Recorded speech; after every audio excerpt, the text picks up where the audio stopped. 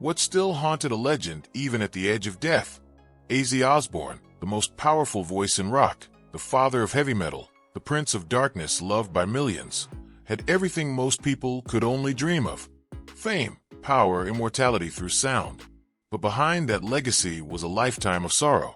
A chain of regrets so heavy that not even the loudest stage could drown them out. In the final days of his life, as he prepared to leave this world, Ozzy sat with the most important woman of his life, Sharon, the one who had stood beside him through madness and fire. In a trembling whisper, he spoke it all. Every wound, every failure, every shame. And it was truly heartbreaking. Before we begin, raise your thumb with us, not just as a gesture, but as a tribute to honor and remember the Prince of Darkness. Among the regrets that haunted him until the very end, one emerged as the most brutal, not because of what it did to his body, but because of what it stole from his spirit. The spinal surgery, a final desperate decision made with hope, but met with devastation. "I thought the surgery would save me," he confessed, "but it crushed me completely." What was meant to be salvation became his slow undoing. Infections crept in. Nerves deteriorated. Parkinson's advanced like a thief in the night, tearing through his motor functions piece by piece. He couldn't walk. He couldn't sit up. Even flipping over in bed felt like being stabbed, he said. "Those 3 months after the surgery, I was nearly useless. Every little movement was agony. Even blinking felt like effort. It was an unrelenting hell." Ozzy would later recall, "The past 4 years have been sheer hell for me. My health has been in a terrible state." This wasn't just pain. It was betrayal. He had believed in the miracle of medicine. He had hoped for relief.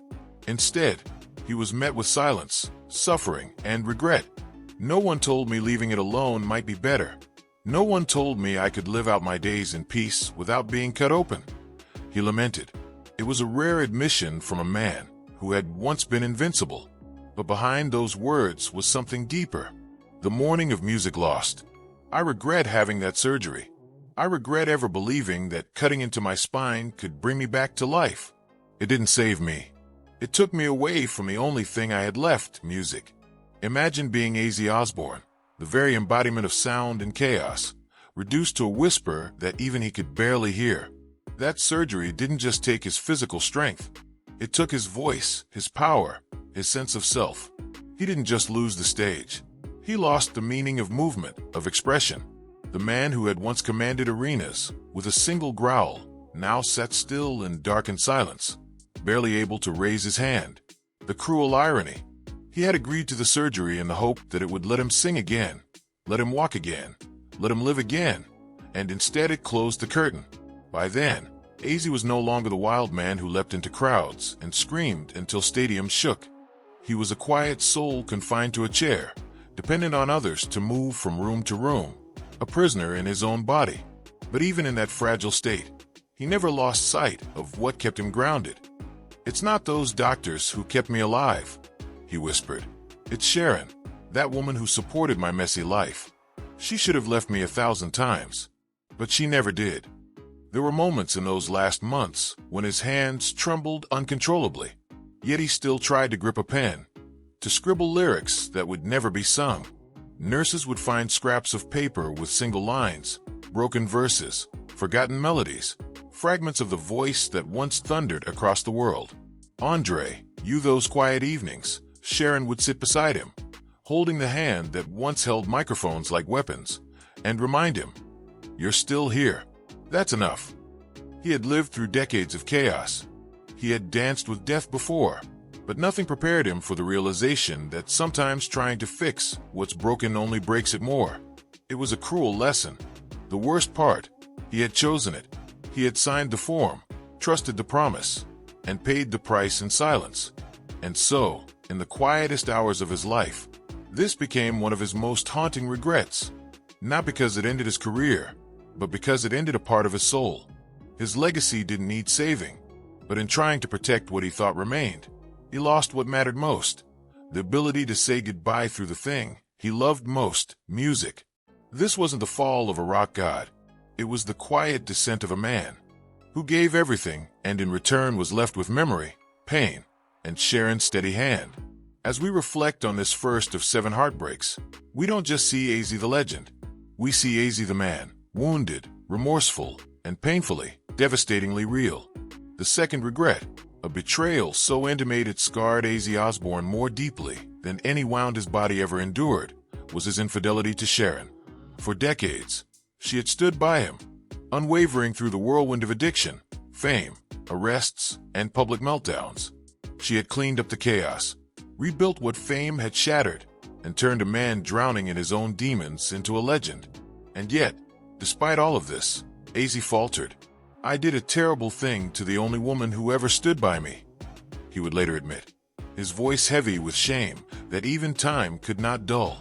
The betrayal came to light in 2016, sending shock waves through a marriage that had long been considered indestructible. Sharon, after discovering the affair, did not scream or run. She didn't seek vengeance or sympathy. She cried, and then she stayed. That choice, her staying, was what tormented Ozzy the most. "She should have left me 1,000 times. But she didn't, and I hate myself for giving her another reason to consider it," he confessed in a rare, painfully honest interview years later. This wasn't a tabloid scandal to him. It was a soul-crushing failure, not just of fidelity, but of gratitude, of character, of love. Sharon had seen him through the worst storms of his life. She had mothered his children, managed his career, and quite literally saved his life again and again. And in return, he broke her heart. The weight of that choice and the silence that followed became a kind of purgatory that stretched for years. In those final months, as his body failed and his mind grew increasingly fragile, this regret never left his side. "It haunts me," he said. "I look at her, and I see everything I could have destroyed, everything I nearly threw away." There were nights when Ozzy would sit awake long after Sharon had fallen asleep beside him, just watching her breathe, wondering how a heart he had broken could still love him. He once wrote a letter, for pages long, pouring out his guilt and sorrow, but never gave it to her. He burned it. "She's already done enough. She doesn't need my apologies. She deserves peace," he whispered to a friend. He remembered the day she forgave him, not with words, but with silence. She brought him tea, sat beside him, and turned on one of his old records. No grand speech, no accusations, just presence. And that Ozzy once said was more painful than any confrontation because it meant she still loved him, still believed in him, and that made his failure feel all the more catastrophic. There was a quiet moment in 2020, years after the affair, when their daughter Kelly looked at him and said, "You hurt Mom more than anything else ever could, but she still wakes up and makes you coffee every morning." That's love, Dad. That's what it looks like. Ozzy never forgot that. By 2025, Ozzy had already endured spinal surgeries, Parkinson's decline, and public farewells. But nothing cut deeper than this particular remorse. It wasn't the physical pain that kept him up most nights. It was this, the image of Sharon, eyes red, voice quiet, yet still choosing to stay. That image became a kind of private purgatory. He never stopped trying to earn her forgiveness, though he believed he never fully could. "There's some things you can't undo," he once wrote in a note found by his bedside table after his death. "You just live every day trying not to break what's already cracked." And he tried. He tried in small ways. He gave up certain tours, spent more time at home, learned to listen without interrupting, a skill he admitted took him decades to grasp. He celebrated their anniversary in silence that year, placing a note under her pillow that read, "You never left." And that's all that kept me alive. This was the great tragedy behind the public image. To millions, they were the power couple of rock. But behind closed doors, there were fractures, mended not by time, but by the quiet strength of a woman who had every reason to walk away and simply didn't. Sharon's decision to stay was not a sign of weakness. It was the strongest act of mercy Ozzy had ever known. And perhaps that's why in his final days, he returned to that moment over and over again, not to excuse himself, not to justify, but to remember what real love costs and how devastating it is to almost lose it. Even as his voice faded, even as disease and regret waged war inside him, Ozzy held Sharon's hand and mouthed the words he once couldn't say. "Thank you. I'm sorry. I love you. Some regrets don't scream. They hum quietly, constantly, like a sound only the soul can hear. For Ozzy Osbourne, this pain came not from illness nor scandal, but from a haunting truth. He never truly learned to speak the language of the very thing that saved his life, music. I screamed on stage, he once confessed, but I never learned how to truly speak to music. Despite being one of the most iconic voices in rock history, the godfather of heavy metal couldn't play an instrument. Not the guitar, not the piano, nothing beyond a few strained notes on a harmonica. It wasn't for lack of desire, it was shame. A shame that followed him in every recording session, every band rehearsal, every moment when he wanted to express a feeling pure and raw, but didn't have the vocabulary to do it. He could feel pain. He could sing it, but he couldn't explain it. I sang with wounds, Ozzy later said, but I didn't know how to present them. That made me feel low. This wasn't just about musical technique. It was about a kind of isolation that fame couldn't cure.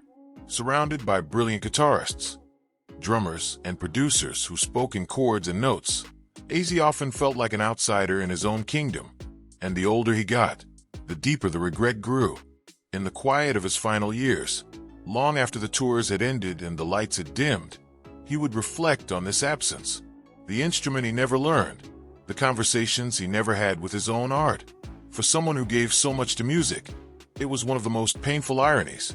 He could fill arenas with screams, but inside there was a silence that no applause could reach. And that silence hurt.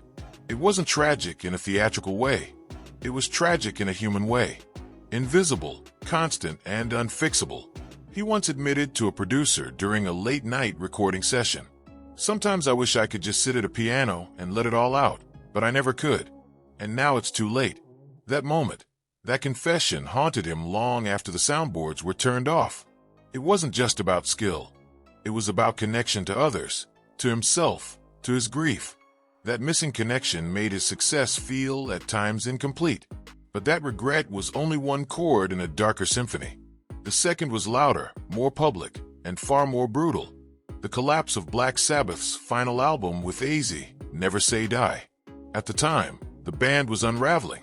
Addiction, exhaustion, and miscommunication had poisoned what once felt unbreakable, and the music suffered. Ozzy would later call it not just a bad album, but a complete failure. "We were heading into nothingness," he said. That album wasn't just bad. It was a total collapse. Released in 1978, Never Say Die was supposed to be a reaffirmation, a declaration of strength, but it ended up being a death rattle. Critics panned. Fans were confused. Even the band didn't believe in it. It was rushed, disjointed, and worst of all, it didn't sound like Black Sabbath. Ozzy's voice, though still powerful, felt lost in a sea of unfocused arrangements and muddy production. For him, the shame wasn't just professional. It was deeply personal. He had let down the people who believed in him, the band, the fans, and perhaps most devastatingly, himself. That album became a wound he carried for decades. A reminder of what happens when the soul goes numb and the art follows. And though he would later find redemption in his solo career, the scars of that failure never faded. He didn't just regret the album, he mourned it. He once described it as a tombstone in my discography, a marker of what could have been if only they had been stronger, clearer, healthier. In a 2017 interview, he reflected, "I listen to that album and I hear confusion, not just musically, but in my life. I was lost. We all were." That admission added weight to an already heavy memory. Fans often asked why he never performed songs from Never Say Die in later years. He would simply shake his head and say, "Some songs weren't born. They were buried." In his final reflections, Ozzy would often return to these twin regrets. One quiet, one loud, one invisible, one impossible to ignore, but both cut from the same cloth. The unbearable weight of knowing you could have done more. If only life had been kinder. If only time had been longer. If only you had known how. And it's in these regrets, unflinching, unhealed, that we see not just a legend, but the man, broken, brilliant, and still begging until the very end to be heard. Some regrets burn like fire. Others whisper like ghosts. But for Ozzy Osbourne, a few truths remain too painful to ignore. Even after decades of fame, music, and survival, In his long, storm-card life struck chords that were both haunting and heartbreakingly human. He never minced words about the ultimate sin. It was the one album in his catalog that he could barely listen to without wincing. Released in 1986 at the peak of his solo career's commercial success, the album rocketed to sales milestones. But the price, Ozzy's soul felt absent. "I sold myself to the public," he later confessed. But trading away your soul is never worth it. Behind the glittering success was an exhausted, fragmented artist. Drug-fueled sessions, creative disconnects, a pressure to conform to glam metal aesthetics he never truly identified with. The album's polish, he felt, was a betrayal of everything raw and wounded in him. It wasn't the scream of the man who bled on stage night after night. It was a product, clean, digestible, and empty. And that emptiness followed him for decades. "I don't hate the songs," he once said, "but I hate what I had to become to make them." It was a ghost in his discography, a reminder that not every victory is worth the cost. The ultimate sin wasn't just a title. It was a wound. And then the final concert, the sacred closure, and the absence that haunted it. The Black Sabbath farewell show held in their hometown of Birmingham in 2017 should have been perfect, but it wasn't because Bill Ward, their original drummer, wasn't there. "We started together," Ozzy murmured years later, "and to close the doors without him, it felt like betrayal." For Ozzy, it wasn't about perfection. It was about presence. The man who kept time as they